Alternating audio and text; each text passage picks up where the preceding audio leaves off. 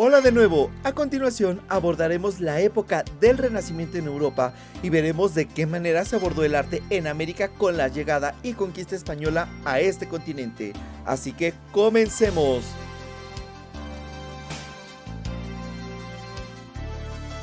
El Renacimiento es un periodo que se localiza a finales del siglo XIV en Italia y se extendió por Europa en los siglos XV y XVI. Algunas características generales son las siguientes.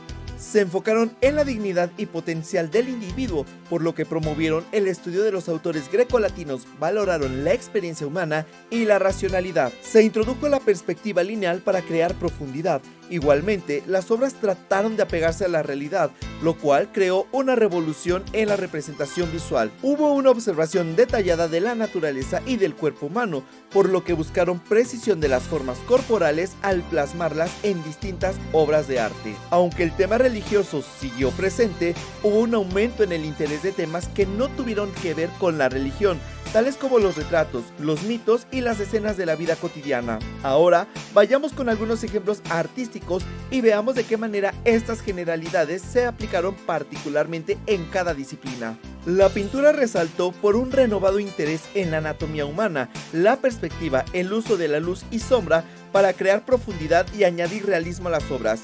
Los artistas exploraron temas religiosos, mitológicos y seculares, lo cual reflejó el humanismo de la época. Muchos artistas como Leonardo da Vinci, Rafael o Miguel Ángel estudiaron la naturaleza y las proporciones humanas para lograr una representación más fiel y detallada en las obras. Ejemplo de esto es El nacimiento de Venus de Sandro Botticelli, en la cual se pintó la resurrección de la naturaleza y del ser humano y ya no la de Jesucristo. La arquitectura se destacó por el retorno de los principios clásicos de la antigüedad de Roma y Grecia, por lo que hubo gran énfasis en la simetría, proporción y simetría. Los edificios presentaban fachadas equilibradas y armoniosas, con elementos como columnas, pilastras, arcos de medio punto y grandes cúpulas, los cuales lograban estructuras estables y visualmente equilibradas. Se utilizaron materiales como piedra, mármol y ladrillo. Una obra que ejemplifica todo esto es la Basílica de San Pedro, ubicada en el Vaticano, cuya construcción inició en 1506 bajo el diseño de Donato Bramante y se completó en 1626 con la contribución de arquitectos como Miguel Ángel y Gian Lorenzo Bernini. En esta construcción vemos cómo la simetría, las proporciones armoniosas y los elementos clásicos como las columnas son reflejo de las características renacentistas. En literatura sobresalió el humanismo, el redescubrimiento de los clásicos greco-romanos y el énfasis en la individualidad y la naturaleza humana. Se exploraron temas como el amor, la belleza y la razón, por lo que se prefirió el empleo de un lenguaje claro y elegante. De este periodo vale la pena destacar a Francesco Petrarca y a Giovanni Boccaccio. Del primero sobresale El Cancionero, el cual se enfoca en el amor platónico, la introspección y el individualismo. Esto reflejó el humanismo renacentista que revalorizaba la experiencia humana y las emociones personales. De Boccaccio destaca el Decamerón, cuyos temas giran en torno a la inteligencia humana, la fortuna, el amor y además sobresale por ser una obra pensada para entretener. La música se caracterizó por su riqueza en textura y polifonía, en la que múltiples voces independientes se entrelazaban de manera armoniosa. Se dio gran importancia a la música vocal, con formas como la misa y el motete, que era una composición que se forma sobre algunas palabras de las Sagradas Escrituras. Los autores buscaron un equilibrio entre la claridad textual y la belleza melódica. Se experimentó con la imitación y el contrapunto y, además, se introdujeron nuevos instrumentos como la viola, el trombón o la flauta de pico. Cabe destacar la obra Missa Papae Marcelli de Giovanni Pierluigi da Palestrina, en la cual sobresale la búsqueda del equilibrio y la claridad entre las voces. La escultura destacó por su realismo, por la detallada anatomía humana y por las proporciones equilibradas inspiradas en la antigüedad clásica. Se emplearon principalmente el mármol y el bronce.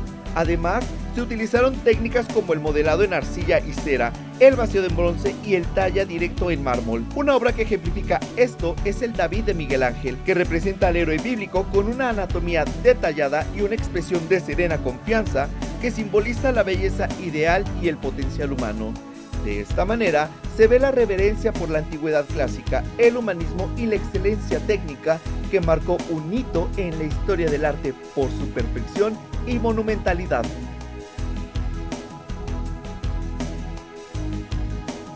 Con la llegada de los españoles a América y tras la conquista, que se consumó cerca de 1570, el arte de la Nueva España se vio influido no solo por el pensamiento humanista que predominaba en Europa, sino también por la sociedad del Nuevo Mundo. Veamos algunas obras relevantes durante este periodo. La pintura tuvo como finalidad servir para la evangelización y para el registro de numerosos acontecimientos que ocurrieron durante este periodo.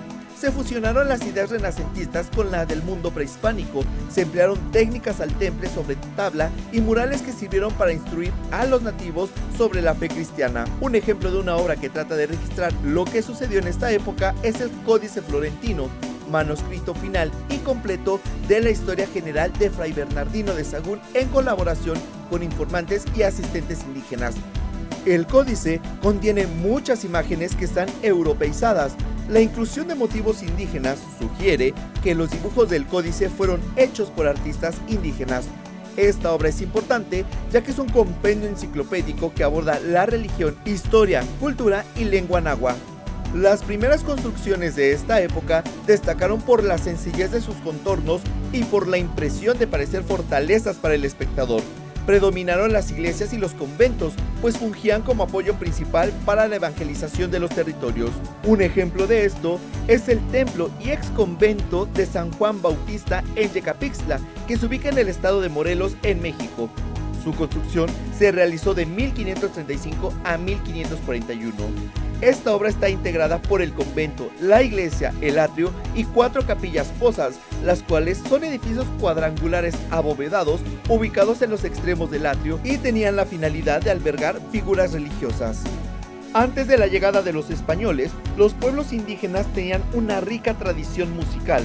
Utilizaban instrumentos como tambores, flautas de barro y maracas para acompañar sus canciones y danza, por lo que tenían un significado ceremonial y religioso.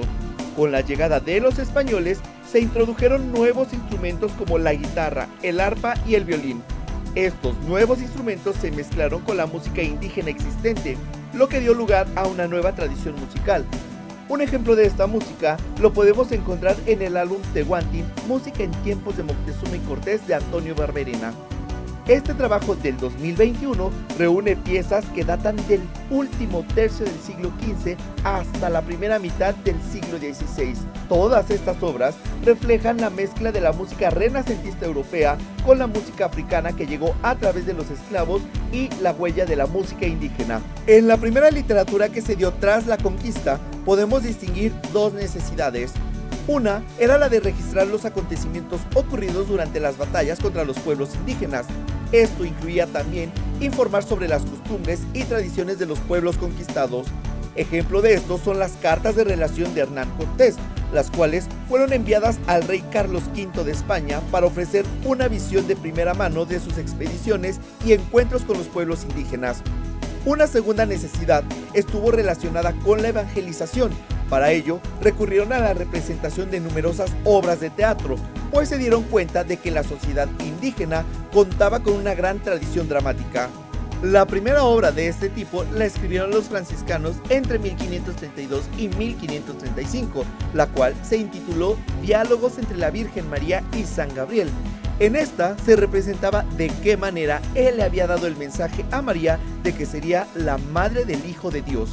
Como podemos observar, el arte de esta época resulta interesante no solo por su forma, sino porque en su contenido también podemos notar el cambio de pensamiento que se gestó en esa época y que fue fundamental para futuras generaciones. Esto es todo por ahora. Antes de que te vayas, no olvides darle like al video, compartirlo y suscribirte. Nos vemos en el siguiente.